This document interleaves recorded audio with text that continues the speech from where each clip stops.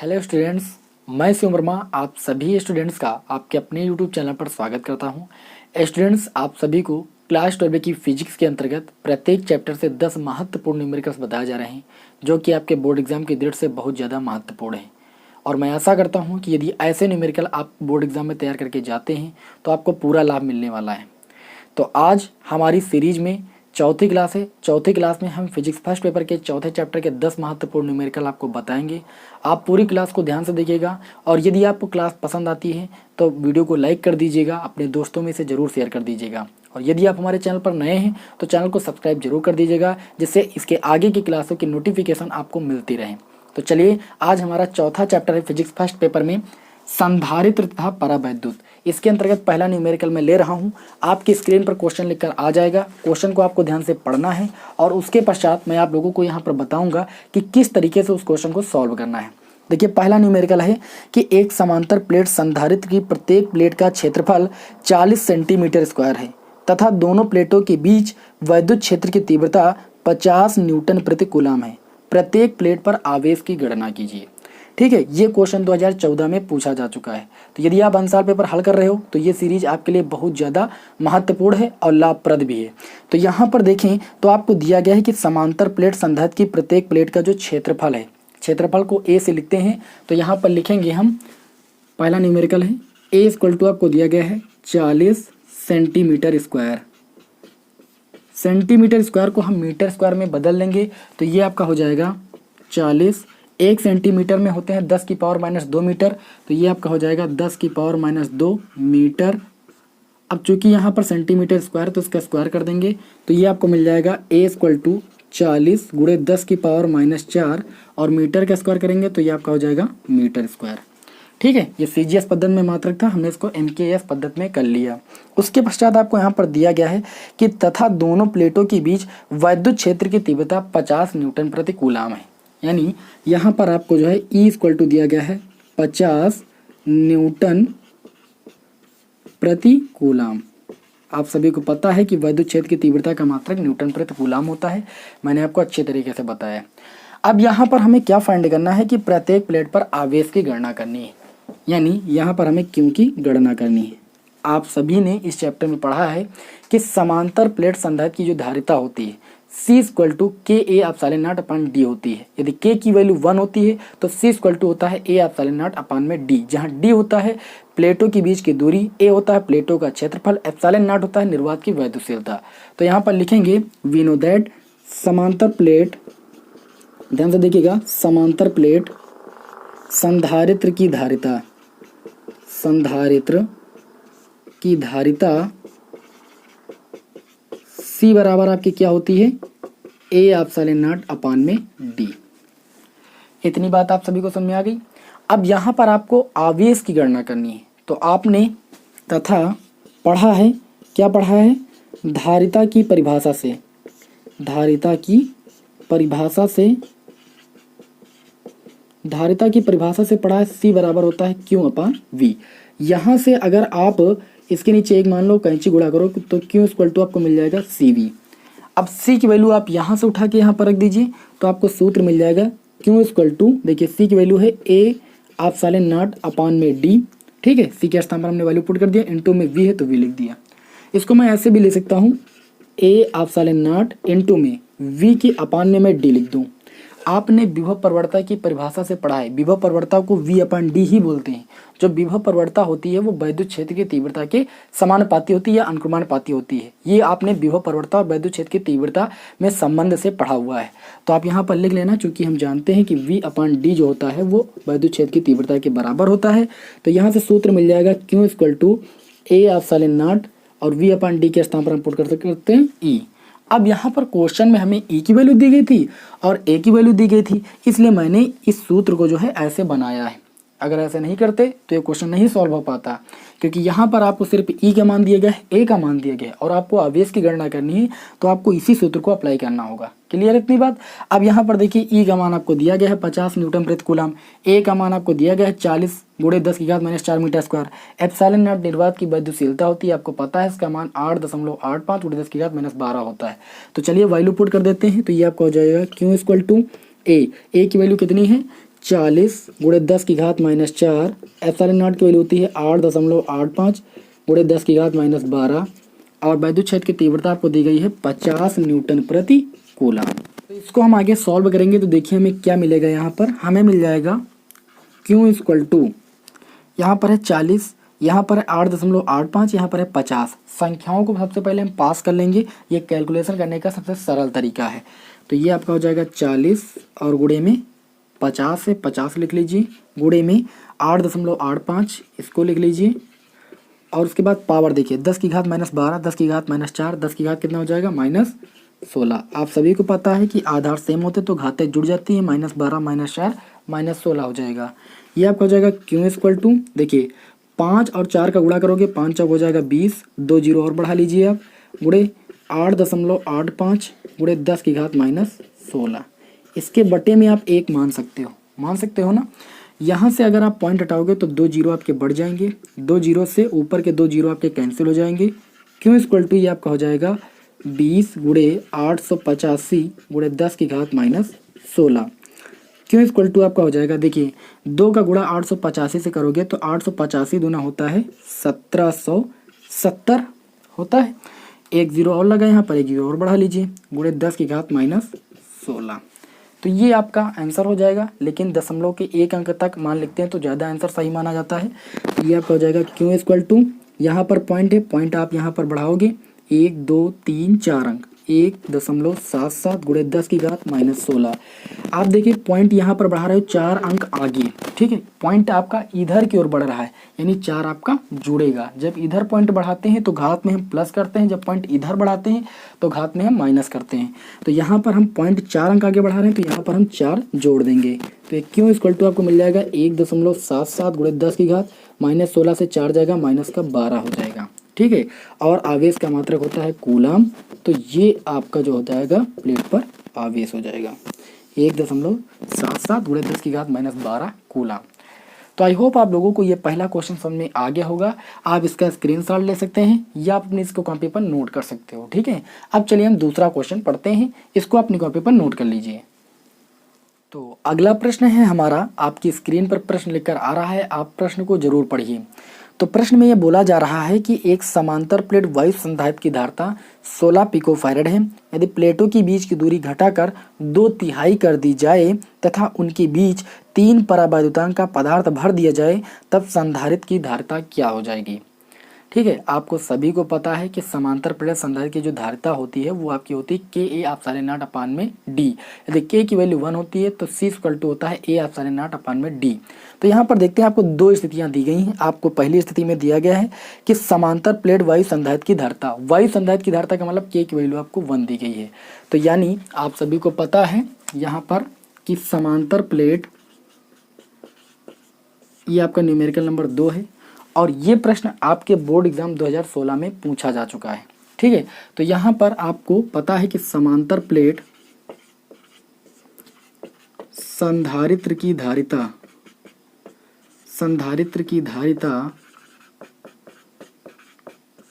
ठीक है। अब यहाँ पर वायु संधारित्र की धारिता निकालना है तो इसका मतलब आपको C इक्वल टू हो जाएगा A/0/D, क्योंकि यहाँ पर K इसलिए नहीं लिखेंगे क्योंकि वायु के लिए K का मान 1 होता है या निर्वात के लिए भी K का मान 1 होता है।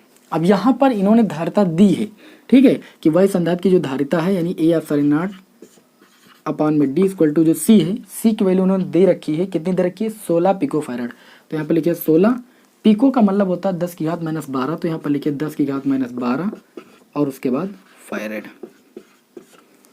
इतनी बात समझ में आ गई।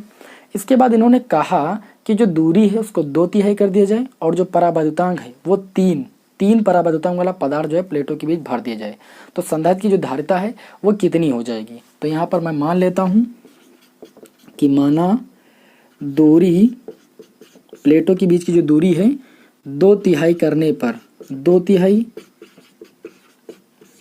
तथा 3 परावैद्युतांक वाला पदार्थ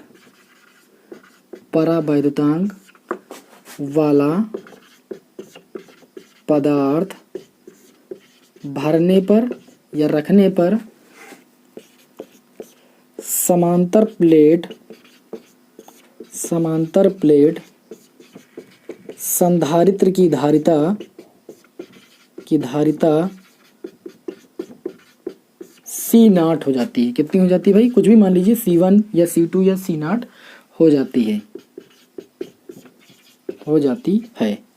तब सी नाट इक्वल टू कितना हो जाएगा आपका, हो जाएगा K/A∈0 अपान में जो D है वो 2/3 कर दी गई है, यानी पहले D दूरी थी, इसको 2/3 करेंगे तो यानी 2D/3। 2/3 का मतलब है तो हुआ, तो जहां पर आपका D है यहाँ पर हम पुट कर देंगे 2D/3। ये 3 आपका ऊपर चला जाएगा तो ये आपको हो जाएगा 3K/2। ठीक है, अपान में 2 लिखा हुआ है, और इसको मैं लिख सकता हूँ A∈0/D। इसको मैं एक ब्रैकेट में कर लेता हूँ। यहाँ पर अगर इसको मैं समीकरण 1 मान लूँ तो A∈0/D की वैल्यू जो है 16 पिकोफैरेड दी गई है। इसकी वैल्यू यहाँ पर मैं पुट कर सकता हूँ, तो ये आपका हो जाएगा C0 equal to 3K। K की वैल्यू कितनी है 3 है, अपान में 2। A∈0/D की वैल्यू समीकरण 1 से कितनी है 16 पिकोफैरेड। यहाँ पर लिखिए आप इंटू में 16 × 10⁻12। इसको आप सॉल्व करोगे तो 2 8 हो जाएगा 16। C0 इक्वल टू 3 3 9 हो जाएगा, और ये हो जाएगा 8 × 10⁻12। ठीक है, अब ये धारिता है तो इसका भी मात्रा क्या होगा फैरेड होगा, तो 8 9 कितना होता है 72, और -12 किसको हमने लिखा था पिको को लिखा था, तो यहाँ पर लिख देंगे पिको, और उसके बाद धारिता का मात्रक होता है फैरेड। तो अगर हम समांतर प्लेट संधारित्र की प्लेटों के बीच 3 परावैद्युतांक वाला पदार्थ और उसके बीच की दूरी 2/3 कर देंगे तो जो धारिता हो जाएगी वो आपकी हो जाएगी 72 पिकोफैरेड। ठीक है, पहले आपकी कितनी थी 16 पिकोफैरेड और बाद में कितनी हो गई 72 पिकोफैरेड हो गई। ठीक है ना, क्योंकि आपने देखिए संधारित्र की धारिता को प्रभावित करने वाले कारकों में पढ़ा है कि जो समांतर प्लेट संधारित्र की धारिता होती है वो माध्यम में रखे परावैद्युतांक के समानुपाती होती है या अनुक्रमानुपाती होती है, यानी अगर परावैद्युतांक का मान बढ़ाया जाता है तो समांतर प्लेट संधारित्र की धारिता बढ़ जाती है। तो आपने देखिए यहाँ पर परावैद्युतांक बढ़ा दिया, ठीक है, पहले परावैद्युतांक 1 था अब 3 हो गया, तो समांतर प्लेट संधारित्र की जो धारिता है वो आपकी बढ़ गई। ठीक है, तो ये बात भी यहाँ पर आपकी सिद्ध हो गई। तो आई होप आप लोगों को जो है ये न्यूमेरिकल नंबर 2 जो है अच्छी तरीके से समझ में आ गया होगा। अब चलिए बढ़ते हैं अपने न्यूमेरिकल नंबर 3 की ओर। तो अब इसी क्रम में हमारा अगला न्यूमेरिकल है न्यूमेरिकल नंबर 3। न्यूमेरिकल आपकी स्क्रीन पर लिखकर आ रहा है, आप न्यूमेरिकल को देखिए। 10 माइक्रोफैरेड धारिता के एक संधारित्र का विभवांतर 100 वोल्ट से 200 वोल्ट कर देने पर उसकी ऊर्जा में हुई वृद्धि की गणना कीजिए। यहाँ पर देखिए एक आपका संधारित्र दिया गया है जिसकी धारिता 10 माइक्रोफैरेड दी गई है, और यहाँ पर इस संधारित्र का जो विभवांतर है वो चेंज किया जा रहा है। पहली स्थिति में विभवांतर 100 वोल्ट है और दूसरी स्थिति में उसको जब 200 वोल्ट कर दिया जाता है तो ऊर्जा में क्या वृद्धि होती है ये चीज़ आपको फाइंड करनी है। तो यहाँ पर आपने आवेशित संधारित्र की स्थितिज ऊर्जा के 3 फार्मूले पढ़े हैं। पहला फार्मूला आप लोगों ने पढ़ा है आवेश और विभवांतर के पदों में, तो आवेश और विभवांतर के पदों में आपने पढ़ा U = होता है ½ QV। ठीक है, ये पहला सूत्र होता है स्थितिज ऊर्जा का। दूसरा सूत्र पढ़ा है आपने आवेश और C के पदों में यानी धारिता के पदों में U = ½ Q²/C, ये भी स्थितिज ऊर्जा का फार्मूला है। और तीसरा फार्मूला आपने पढ़ा है U = ½ CV²।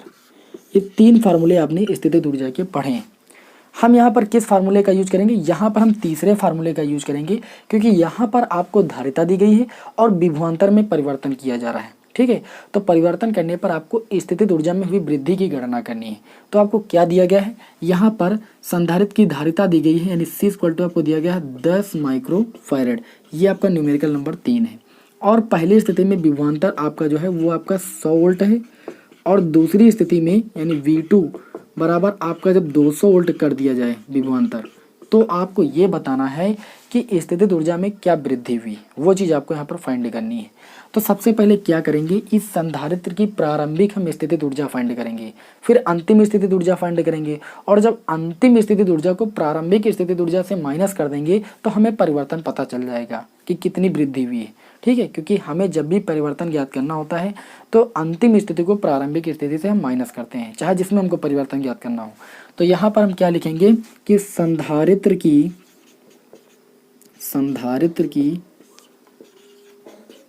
प्रारंभिक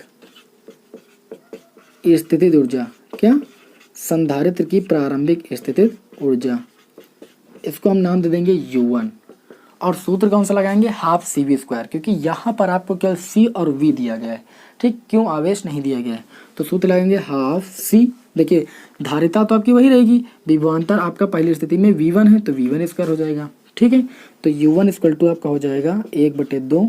C की अगर मैं बात करूँ तो 10 माइक्रोफैरड, इसको आप लिख सकते हो 10 × 10⁻⁻6 फैरड, ठीक है। तो ये आपका हो जाएगा 10 × 10⁻⁻6 फैरड। और V1 की बात करें तो 100 को लिखा जा सकता है 10⁻2, तो 10⁻2 का स्क्वायर करेंगे यहाँ पर हम, क्योंकि V1² है। तो ये आपका हो जाएगा U1 = 2 पंची हो जाएगा 10, तो 5 × 10⁻⁻6 और 10⁻2 का स्क्वायर करेंगे तो 10 की पावर कितना हो जाएगा 4। तो ये आपका हो जाएगा 5 × देखिए यहाँ पर आधार सेम है तो -6 में +4 जुड़ेगा तो हो जाएगा 10⁻2। ये ऊर्जा है, ऊर्जा का मात्रक क्या होता है भाई, जूल। तो संधारित्र की जो प्रारंभिक ऊर्जा है वो आपकी आ गई 5 × 10⁻2 जूल। अब संधारित्र की हम अंतिम ऊर्जा निकालेंगे जब विभवांतर आपका 200 वोल्ट कर दिया जाता है। तो यहाँ पर लिखेंगे अब संधारित्र की अंतिम स्थितिज ऊर्जा, क्या भाई, अंतिम स्थितिज ऊर्जा, अंतिम स्थितिज ऊर्जा। सूत्र यही लगाएंगे U2 = हाफ CV²। ये आपका हो जाएगा U2 = 1/2 गुणे में C की वैल्यू कितनी है 10 × 10⁻⁻6, V2 की वैल्यू कितनी है 200। आप 200 का स्क्वायर करोगे तो ये आपका 2 का स्क्वायर हो जाएगा 4, और यहाँ पर 200 में 2 जीरो है, 2 जीरो का स्क्वायर करोगे 4 जीरो हो जाएंगे, 4 जीरो को आप लिख सकते हो 10⁻4। तो यहाँ पर लिखेंगे 10⁻4, ठीक है। हमने 200 का स्क्वायर किया तो इतना आएगा, यानी यहाँ पर 4 और 4 जीरो लगेंगे तो 4 जीरो को मैंने 10⁻4 बना लिया है। इतनी बात आप सभी को समझ में आ गई। देखिए ये आपका हो जाएगा 2 एकम 2 और 2 पंची 10, तो U2 = आपका हो जाएगा 5 चौक कितना 20 और गुणे 10 की पावर यहाँ पर देखिए -6 और +4 हो जाएगा -2, और ये भी ऊर्जा है तो ऊर्जा का मात्रक हो जाएगा जूल। आपको यहाँ पर ऊर्जा में वृद्धि की गणना करनी है, तो यहाँ पर लिखेंगे तब ऊर्जा में विवृद्धि या वृद्धि या परिवर्तन भी आप इसको लिखोगे तो ΔU से ही प्रदर्शित किया जाएगा। तो ΔU = आपको हो जाएगा U2 - U1। हमने कहा कि परिवर्तन फाइंड करने के लिए अंतिम स्थिति को प्रारंभिक स्थिति से माइनस करना होगा। तो ये आपका हो जाएगा ΔU = U2 की वैल्यू कितनी है 20 × 10⁻2 माइनस U1 की वैल्यू कितनी है आपकी 5 × 10⁻2। इसको सॉल्व करोगे दोनों में आप 10⁻2 जो है कॉमन ले सकते हो, तो ब्रैकेट में बच जाएगा 20 - 5, ठीक है। इसको आगे सॉल्व करेंगे तो देखिए हमें क्या मिलेगा, यहीं पर सॉल्व कर रहे हैं। ΔU = आपको मिल जाएगा 20 से 5 जाएगा कितना हो जाएगा आपका 15 × 10⁻2, और ऊर्जा है, ऊर्जा का मात्रक क्या होता है भाई जूल। तो भाई इतनी वृद्धि होगी 15 × 10⁻2 जूल, या आप इसको 0.15 जूल भी लिख सकते हो।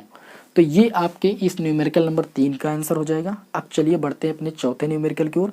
इसका आप स्क्रीनशॉट ले सकते हो या अपनी कॉपी पर इसको नोट कर सकते हो, क्योंकि ये क्वेश्चन भी आपके बोर्ड एग्जाम की दृष्टि से बेहद महत्वपूर्ण है। ये क्वेश्चन आपका 2014 और 2013 में पूछा गया है, ठीक है। ये तो आपने प्रश्न में देख ही लिया है। तो चलिए नेक्स्ट क्वेश्चन देखते हैं, टाइम क्लोज नहीं करते हैं।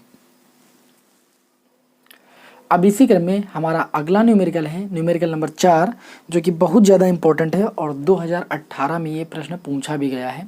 तो क्वेश्चन आपके सामने लिखकर आ रहा है, चित्र मैंने आपके सामने यहाँ पर बनाया हुआ है। क्वेश्चन में बोला जा रहा है कि दिए गए परिपथ में ए और बी बिंदुओं के बीच तुल्य धारिता ज्ञात कीजिए।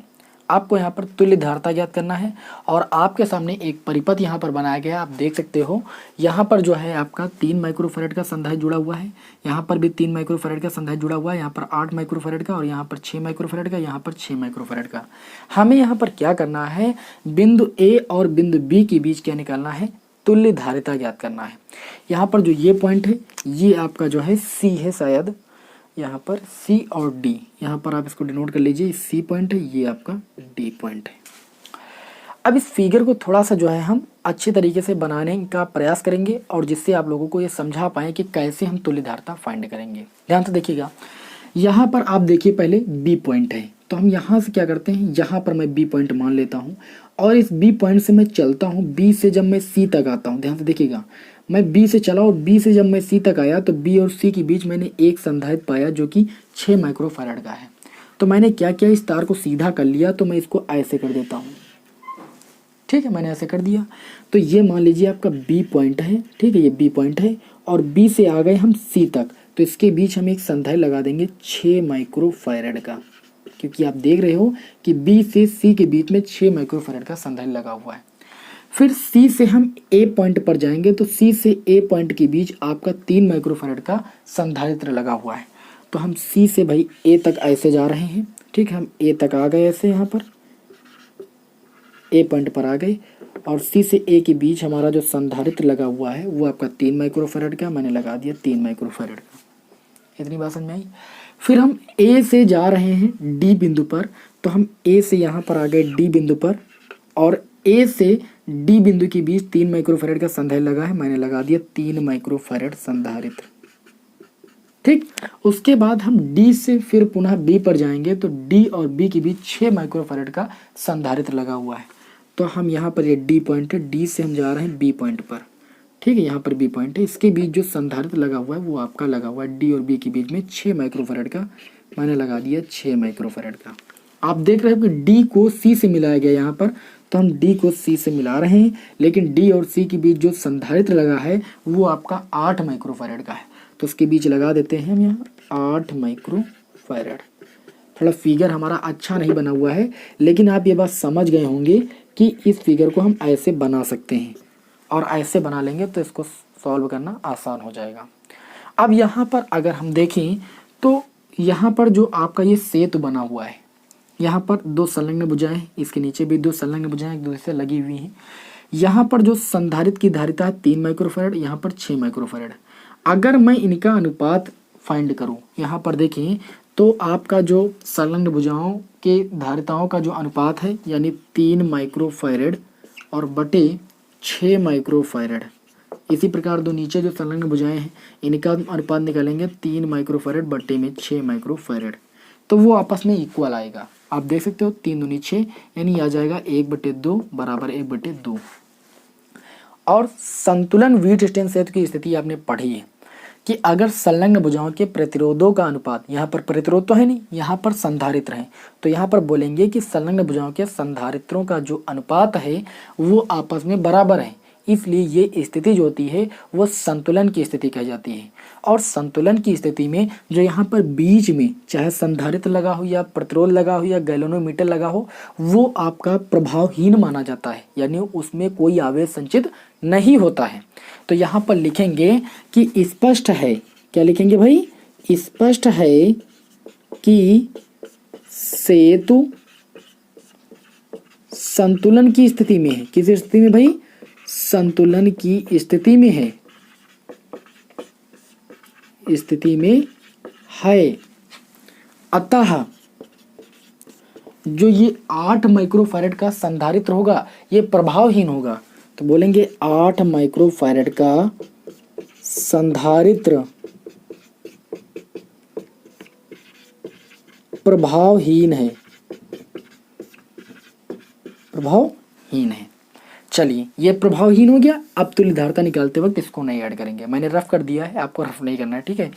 अब यहाँ पर ए व बी बिंदुओं के बीच अगर हमें तुल्य धारिता फाइंड करनी है तो ए और बी कोणों को पकड़कर ऐसे खींचेंगे तो ये दोनों आपके जो संधारित्र हैं वो श्रेणी क्रम में आ जाएंगे, एक लाइन में आ जाएंगे, ठीक है, क्योंकि यहाँ पर इस संधारित्र का दूसरा सिरा इस संधारित्र के पहले सिरे से जुड़ जाएगा, और यही तो श्रेणी क्रम होता है कि पहले संधारित्र का दूसरा सिरा दूसरे संधारित्र के पहले सिरे से, दूसरे संधारित्र का दूसरा सिरा तीसरे संधारित्र के पहले सिरे से, इसी क्रम को हम श्रेणी क्रम बोलते हैं। तो 3 माइक्रोफैराड का दूसरा सिरा दूसरे संधारित्र के पहले सिरे से जुड़ा है, इसका मतलब ये दोनों श्रेणी क्रम में हो जाएंगे। और आपको पता है कि श्रेणी क्रम का सूत्र क्या होता है संधारित्रों में, श्रेणी क्रम का सूत्र होता है 1/c = 1/c1 + 1/c2, और समांतर क्रम का होता है c = c1 + c2। प्रतिरोधों का बिल्कुल उल्टा होता है बस। तो यहाँ पर लिखेंगे तब माना 3 माइक्रोफैराड व 6 माइक्रोफैराड को श्रेणी क्रम में लेने पर तुल्य धारिता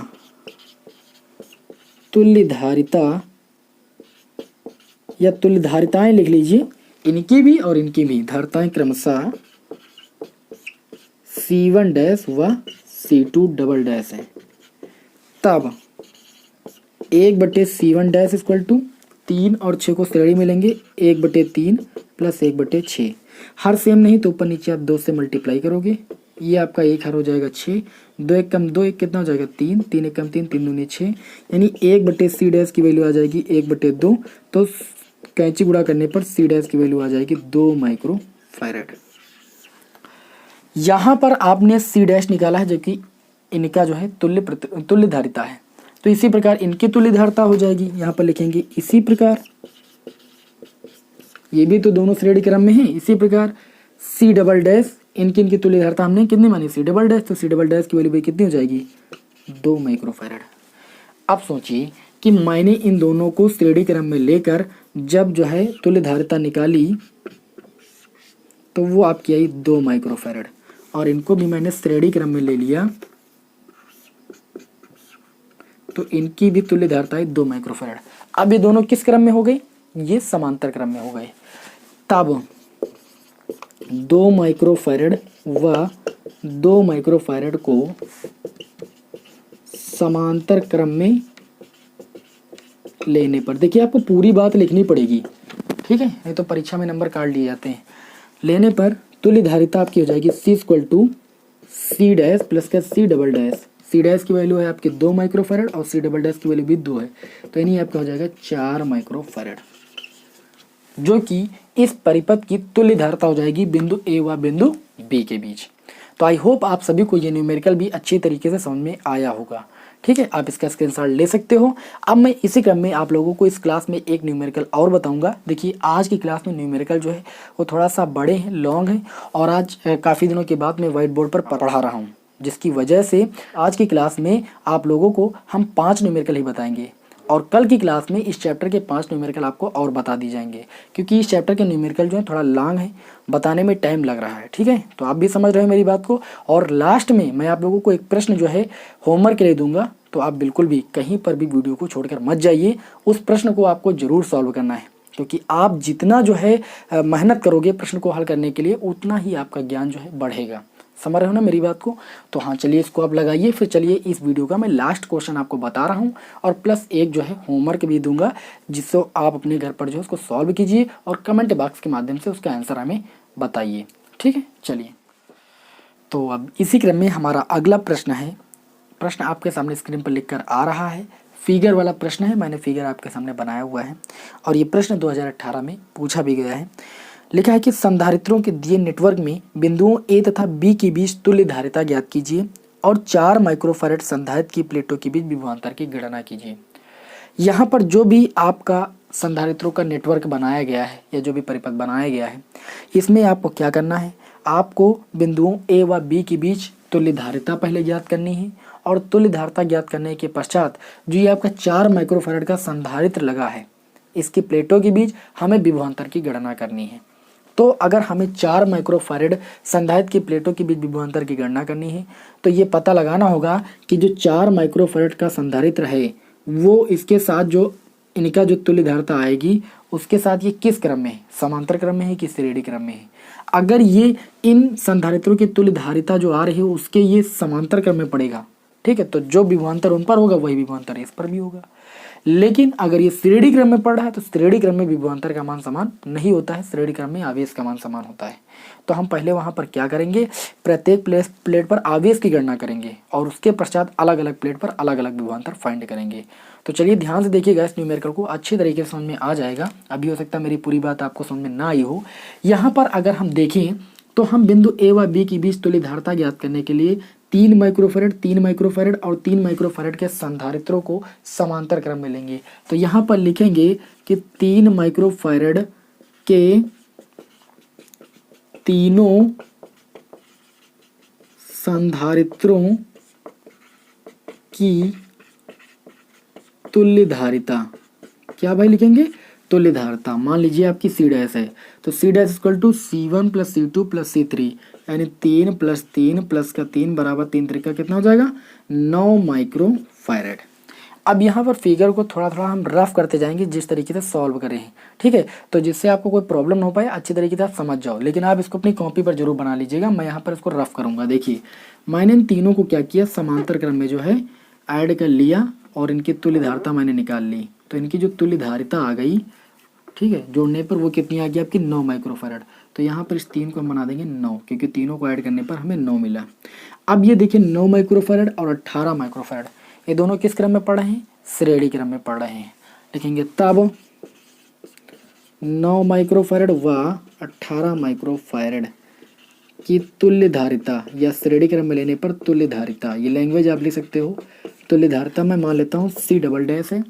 तो आप जानते हो कि श्रेणी क्रम का सूत्र क्या होता है, 1/C।